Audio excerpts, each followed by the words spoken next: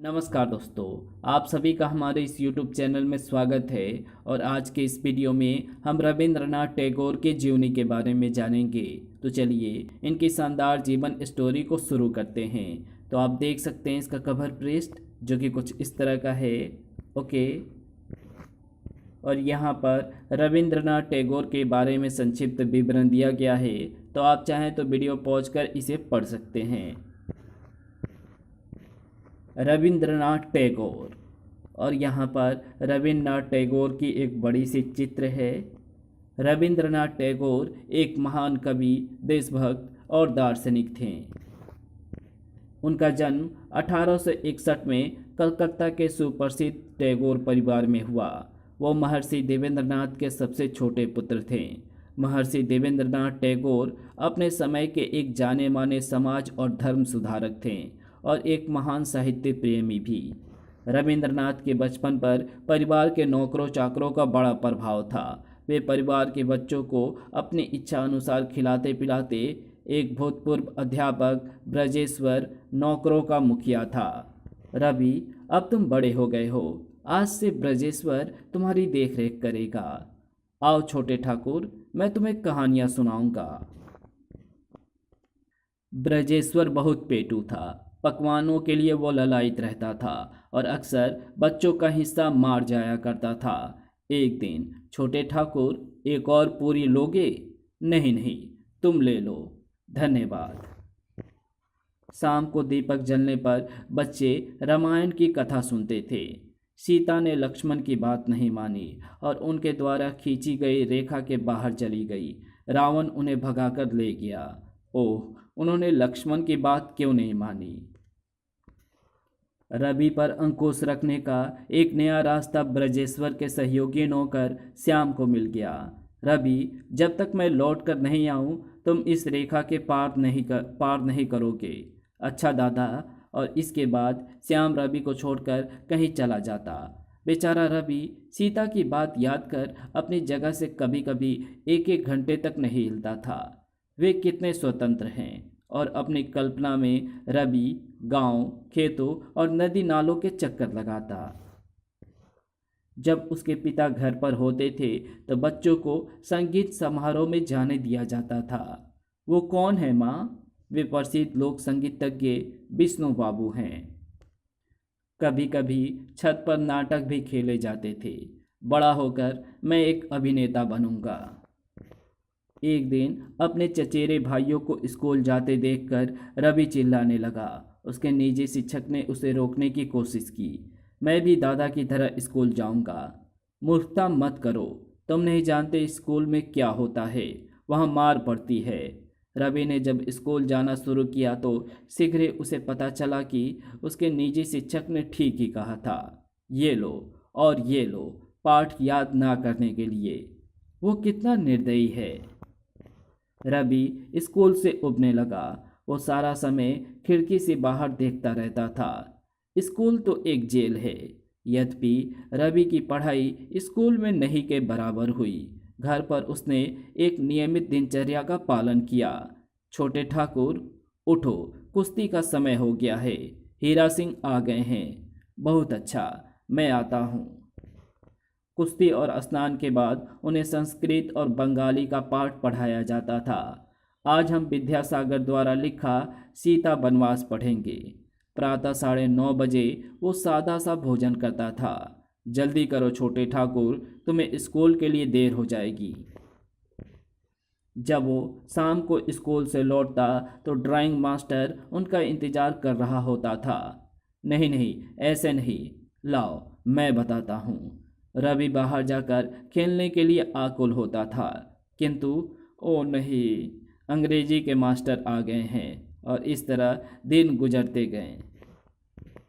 जब रवि 8 साल का था, उसके एक बड़े चचेरे भाई ने उससे कहा, रवि, तुम कविता क्यों नहीं लिखते? असंभव, मुझे नहीं मालूम कविता कैसे लिखी जाती है।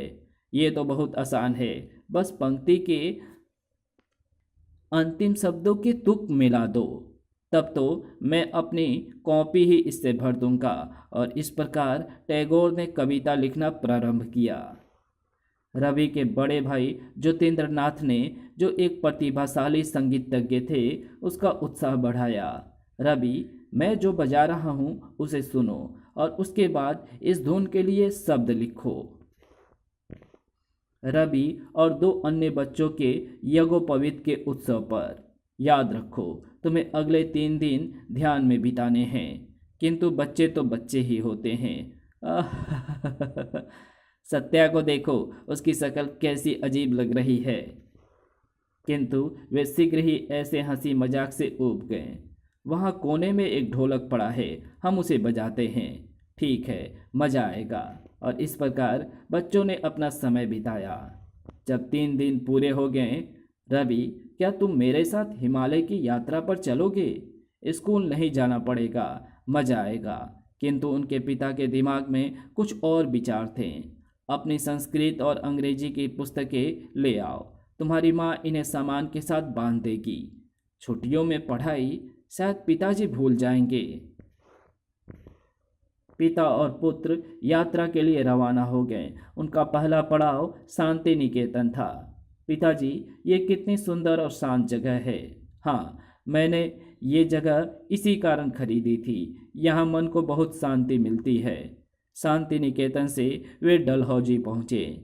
प्रकृति कितनी सुहानी है। संस्कृत और बंगाली पाठ्य पुस्तकें भुलाई नहीं गई।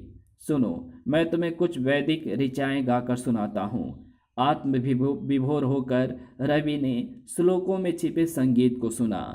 जिस शाम को आसमान साफ होता, उसे सितारों को पहचानना सिखाया जाता। उन 7 चमकते सितारों को सप्तऋषि मंडल कहते हैं। संध्या को प्रतिदिन रवि अपने पिता के लिए मंत्रों का सस्वर उच्चारण करता था। रवि की आवाज़ मधुर है और वो पूरी तन्मयता से गाता है, किंतु सारा समय पढ़ाई ही नहीं होती थी। रवि, आज दिन सुहाना है, बाहर जाओ और घूमो। उमंग से भरपूर रवि दौड़कर बाहर निकल जाता। हिमालय की यात्रा से लौटने के बाद स्कूल जेल जैसा लगने लगा। मैं स्कूल में अपना समय बर्बाद कर रहा हूँ। मैं कविता लिखना चाहता हूँ। उसकी पहली कविता अभिलाषा जब छपी तो वो 12 वर्ष का था। दादा, उन्होंने मेरी कविता छापी है। रविंद्रनाथ ने फैसला किया कि वो स्कूल में अपना समय बर्बाद नहीं करेगा। मैं स्कूल नहीं जाऊंगा, किंतु मैं तुम्हारे दादा को क्या बताऊंगा? रवि ने कोई उत्तर नहीं दिया। उसके भाई ने बड़ी कोशिश की कि वो अपना निश्चय बदल ले।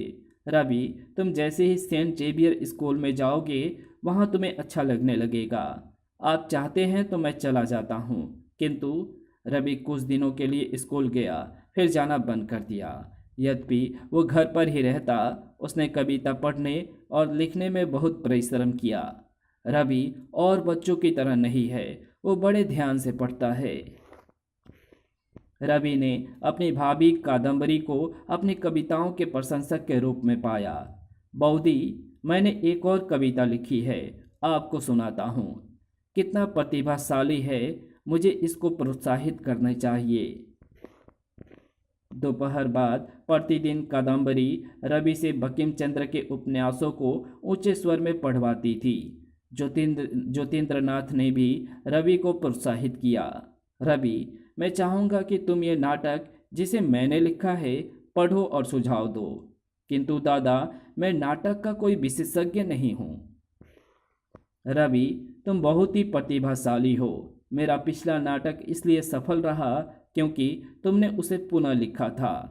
फिर तो मैं अवश्य ही इसे पढ़ूंगा। रवि ने अपने भाई के नाटकों में अभिनय भी किया। कितना सुंदर अभिनय है इस बच्चे का, वो कविता भी लिखता है। इस बीच परिवार के बड़े लोग रवि के भविष्य के बारे में चिंतित हो रहे थे। रवि के बारे में कुछ करना चाहिए, वो केवल कविता ही लिखता रहता है। मैं उसे अपने साथ इंग्लैंड ले जाता हूँ, शायद वहाँ वो कानून की शिक्षा पा ले।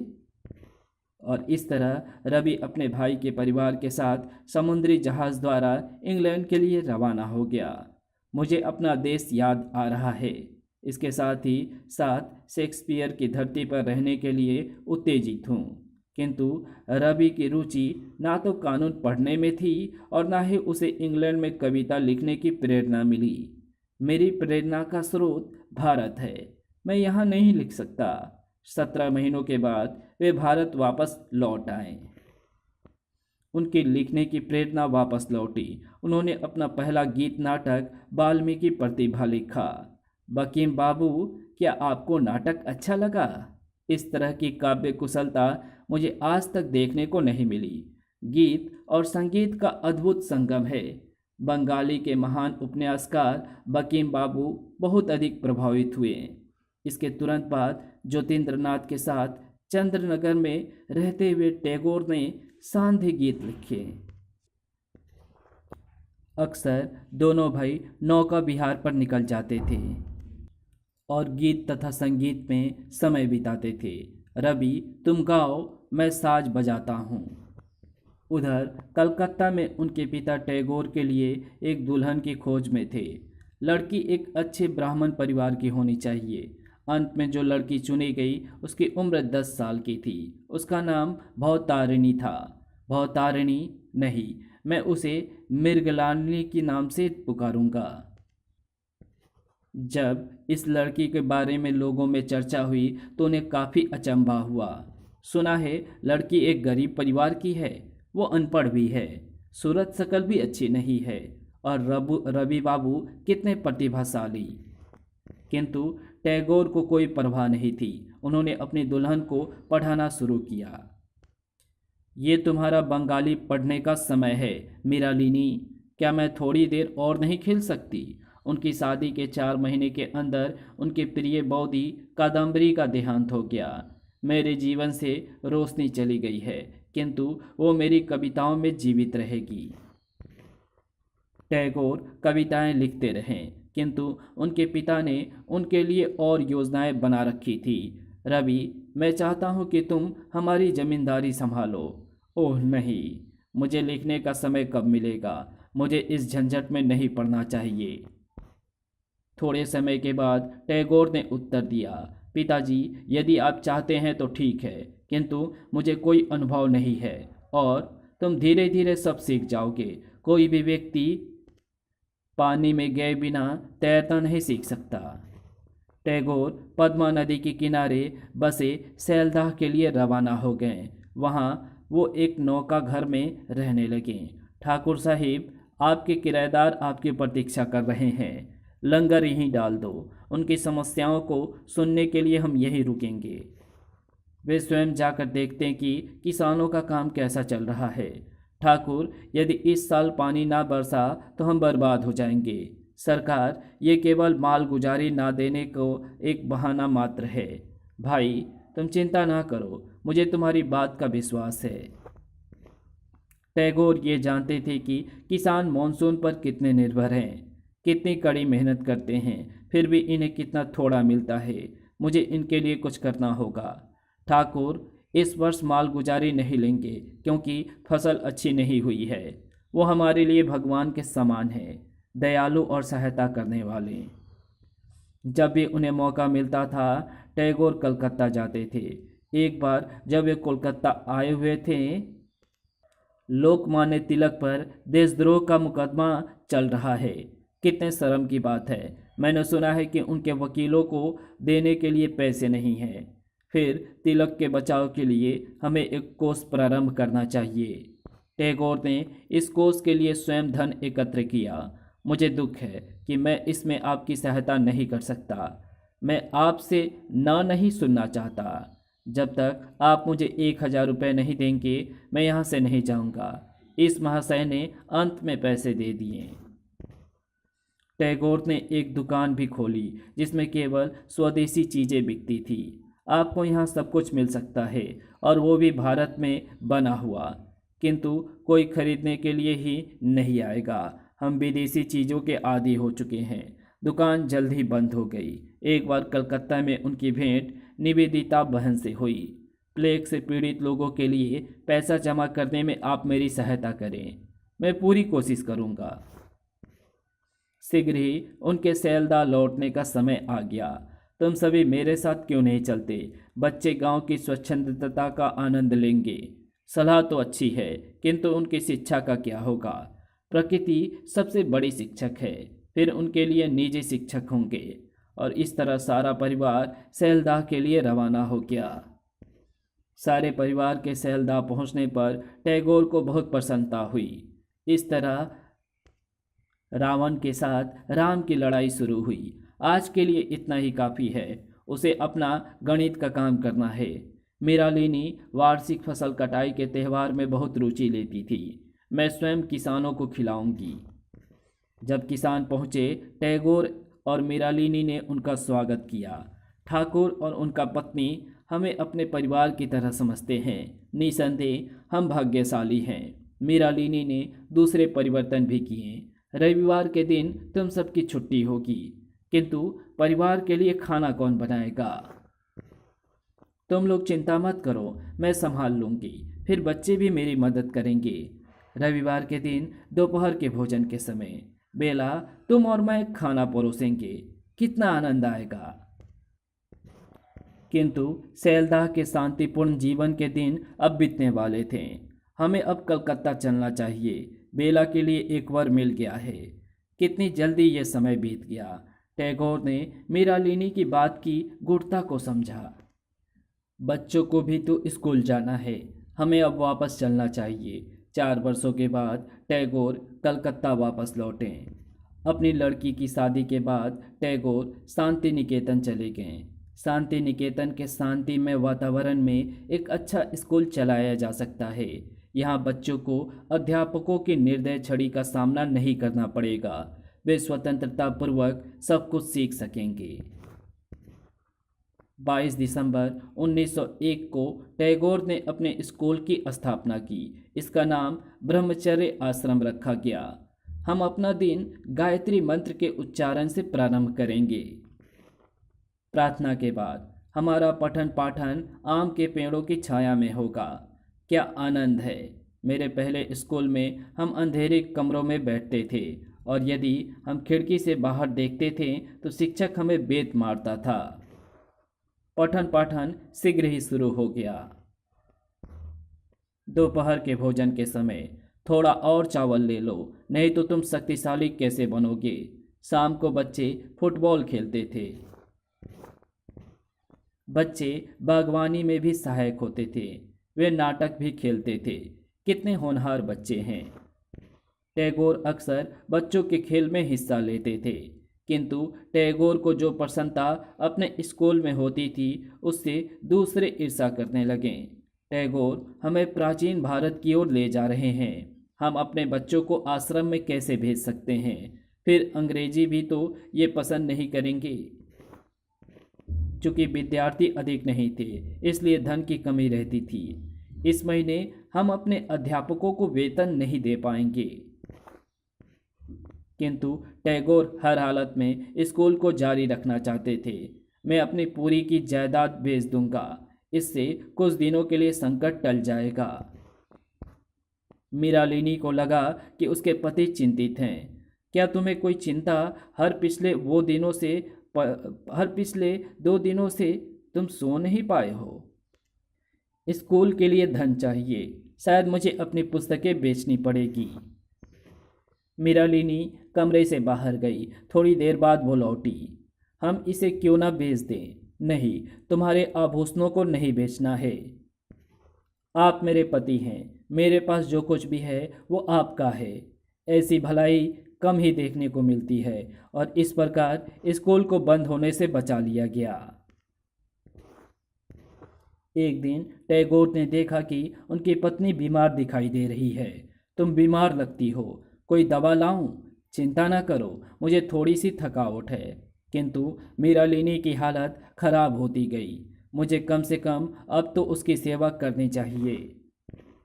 अपनी बीमारी में भी मृणालिनी स्वार्थहीन बनी रही। एक बार भी उसने किसी चीज़ के लिए नहीं कहा, यहाँ तक कि कलकत्ता जाने की बात भी नहीं की। टैगोर उसे कलकत्ता ले गए, जहाँ उसने अपनी अंतिम सांस ली। मुझे शोक नहीं मनाना चाहिए। मृणालिनी को अच्छा नहीं लगेगा। वो मृणालिनी को कितना चाहते थे ये उनकी रचनाएं यादें से स्पष्ट होता है। कुछ ही दिनों में एक और दुखद घटना घटी। टैगोर की पुत्री रेणुका बीमार पड़ गई। बाबा, आप अपना सारा समय मेरे साथ बिताते हैं, आपके काम का क्या होगा? जब रेणुका की हालत सुधरी तो टैगोर उसे कलकत्ता छोड़कर शांति निकेतन लौट आए। श्रीमान, स्कूल की बुरी हालत है, अधिकतर अध्यापक जा चुके हैं। ईश्वर हमें इससे भी उबारेगा, हमें और भी परिश्रम से काम करना होगा। स्कूल में अभी वे थोड़े ही दिन रुके होंगे कि शीघ्र आइए, रेणुका की हालत गंभीर है। 6 महीनों के अंदर ही टैगोर अपनी पत्नी और पुत्री दोनों से हाथ धो बैठे। टैगोर के जीवन में 2 और दुखद घटनाएं घटी। 2 वर्षों के अंदर उनके पिता और छोटे पुत्र स्वर्ग सिधार गए। अपने अपार हार्दिक दुख को उन्होंने अपने काम में दफना दिया। उन्होंने राष्ट्रीय जीवन में सक्रिय भाग लेना शुरू कर दिया। 1905 में उन्होंने बंगाल के विभाजन के विरोध में जुलूस निकाले। बंगाल एक है, कर जन हाय हाय। भाईचारे की भावना को बढ़ावा देने के लिए उन्होंने आम सभाओं में भाषण दिए। संसार की कोई ताकत बंगाल के टुकड़े नहीं कर सकती। बंगाली मुस्लिम और हिंदू भाई भाई हैं। जिस दिन विभाजन होना था, टैगोर ने सामूहिक रक्षाबंधन सभाओं का आयोजन किया। राजनीतिक कार्यों में व्यस्त होने के बावजूद भी टैगोर कविताएं, उपन्यास और कहानियां लिखते रहे। क्या तुमने टैगोर का उपन्यास पढ़ा है? बहुत ही अच्छी कहानी है। इस बीच ब्रिटिश सरकार राष्ट्रीय आंदोलन के खिलाफ सख्त कदम उठा रही थी। क्या आपने आज की ताज़ा खबर सुनी है? हमें वंदे मातरम गाने की अनुमति नहीं है। स्कूल और कॉलेज के विद्यार्थियों को पकड़ा जा रहा है।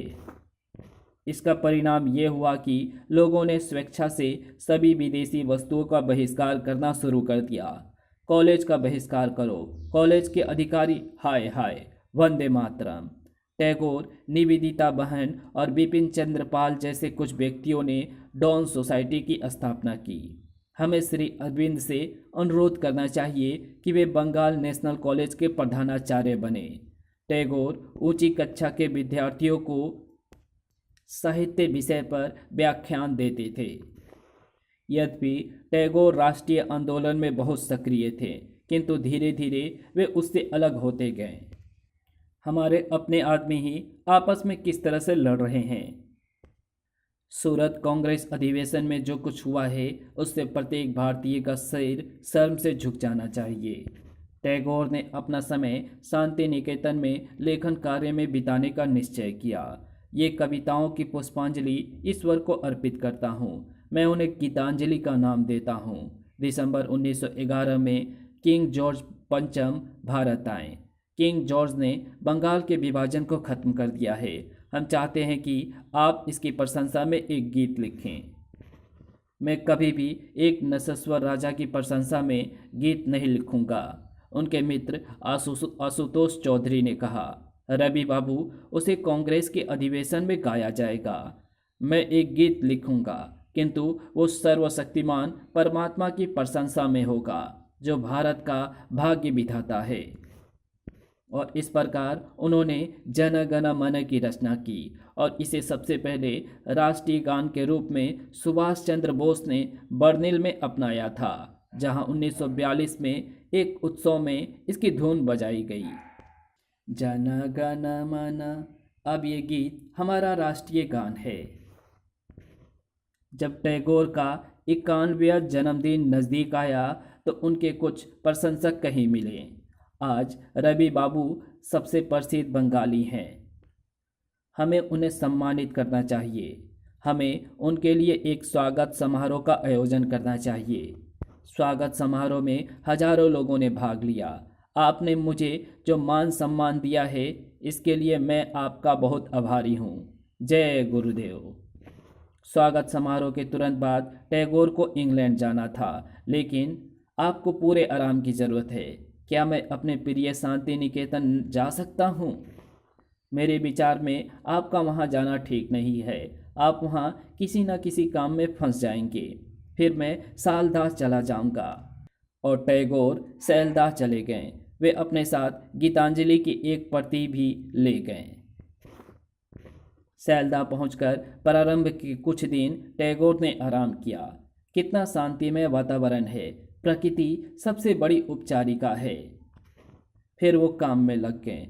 मैं अपना समय इन कविताओं को अंग्रेजी में अनुदित करने में व्यतीत करूंगा, इससे मेरा मन लगा रहेगा। जब उनका स्वास्थ्य ठीक हो गया, टैगोर इंग्लैंड के लिए रवाना हो गए। वे अपने साथ अपने पुत्र और पुत्रवधू को भी ले गए। तुम डेनमार्क में क्या करोगे? मैं वहाँ पशुपालन का अध्ययन करूँगा। इससे हमें अपने देश में सहकारी संस्थाएं आरंभ करने में सहायता मिलेगी। जब वो लंदन पहुँचे, टैगोर को अपनी कविता की पुस्तक नहीं मिली। पुस्तक अटैची केस में थी, किंतु अटैची केस तो गुम है। सब जगह ढूंढने पर भी अटैची केस का कुछ पता न चला। पिताजी, आप चिंता ना कीजिए, मैं खोज पाठशाल ऑफिस को टेलीफोन करता हूँ, शायद वे पता लगा सकें। टेलीफोन के बाद पिताजी, उन्हें वो मिल गया है, वो गाड़ी में ही रह गया था। धन्यवाद है परमात्मा का। दूसरे दिन टैगोर प्रसिद्ध चित्रकार और अपने प्रशंसक विलियम रॉथेनस्टेन से मिलने गए। टैगोर साहब, ये खुशी की बात है कि आप यहाँ पधारे हैं। मुझे उम्मीद है आप अपनी कुछ कविताएं मेरे पढ़ने के लिए ले आए होंगे। मैं लाया तो हूँ, किंतु कह नहीं सकता कि आपको पसंद आएगी या नहीं। जब से मैंने आपकी कहानी काबुली वाला पढ़ी है, मैंने आपकी अन्य कृतियों को पढ़ना चाहा है। धन्यवाद। टैगोर के जाने के बाद रॉथेनस्टेन उनकी कविताएं संग्रह पढ़ने बैठा। हमारे बीच प्रतिभाशाली व्यक्ति आया हुआ है, मुझे अन्य कवियों को टैगोर से मिलाना चाहिए। रॉथेनस्टेन ने कुछ प्रसिद्ध कवियों को टैगोर की कविता सुनने के लिए आमंत्रित किया। टैगोर हमारे आध्यात्मिक मार्गदर्शक हैं। किसी की कविता ने मुझे पहले इतना प्रभावित नहीं किया। यद्यपि सारी दुनिया उनकी प्रतिभा को स्वीकार करने की तैयार थी, उनके अपने ही देश में गुरुदेव की पाठ्य पुस्तक को कलकत्ता विश्वविद्यालय ने अस्वीकार कर दिया है। शर्म की बात है। इस बीच टैगोर अमेरिका के प्रसिद्ध विश्वविद्यालयों में व्याख्यान दे रहे थे। ये भारत के लिए कितने गौरव की बात है। टैगोर हार्वर्ड विश्वविद्यालय को संबोधित करेंगे। ये यश प्राप्ति टैगोर के जीवन में कोई परिवर्तन नहीं लाई। जब से यहाँ आया हूँ, कुछ भी लिख नहीं पाया। मुझे अपने देश लौट जाना चाहिए। अपनी यात्रा को बीच में ही समाप्त करते हुए टैगोर भारत लौट आए। मुझे शांति निकेतन में पूर्व और पश्चिम के समागम का प्रयास करना चाहिए। लौटने पर टैगोर सीधे शांति निकेतन गए। ये मेरा घर है, यहाँ आकर मैं बहुत प्रसन्न हूँ। एक बार फिर धन की कमी और विद्यालय की आलोचना का सामना करना पड़ा। कम से कम जब मैं यहाँ होता हूँ तो मेरे अपने लोगों की आलोचना की कड़वाहट कम हो जाती है। एकाएक उन्होंने देखा कि उनके सहयोगी शिक्षक उनकी ओर दौड़ते हुए आ रहे हैं। गुरुदेव, गुरुदेव, आपके लिए तार आया है। श्री नेपाल, अब हम स्कूल के भवन के लिए धन की चिंता से मुक्त हो सकते हैं। गुरुदेव, क्या कोई शुभ समाचार है? टैगोर ने उन्हें तार पढ़ने के लिए दिया। गुरुदेव को नोबेल पुरस्कार मिला है। गुरुदेव को नोबेल पुरस्कार मिला है। नोबेल पुरस्कार के बाद टैगोर पर पुरस्कारों की वर्षा सी होने लगी। कलकत्ता विश्वविद्यालय, जिसने उनका अनादर किया था, उनका सम्मान कर रहा है। अंग्रेजों ने भी उन्हें उपाधि से सम्मानित किया। टैगोर संसार भर में मशहूर हो गए। काश मैं शांति निकेतन को एक विशेष प्रकार के विश्वविद्यालय में बदल पाता। उन्होंने यहाँ भारतीय संस्कृति की सर्वोत्तम विद्याओं, संगीत, नृत्य, कला, साहित्य इत्यादि को प्रोत्साहित देने के लिए विश्व भारती की स्थापना की योजना बनाई। यद्यपि टैगोर ने अपना अधिकतर समय शांति निकेतन में ही बताया। उनकी दृष्टि राष्ट्रीय गतिविधियों पर लगी रही। रॉलेट कानून काले कानून है। कानून के नाम पर निर्दोष लोगों को पकड़ा जाएगा और कड़े दंड दिए जाएंगे। टैगोर का संदेह ठीक निकला। 13 अप्रैल 1919 को अमृतसर के जलियांवाला बाग में सामूहिक हत्याकांड हुआ। जब यह दुखद घटना हुई, टैगोर उस समय कलकत्ता में बीमार थे। मुझे इन अत्याचारों के विरोध में कुछ करना चाहिए। एक शांत जनसभा पर गोली चलाना निर्मम हत्या है।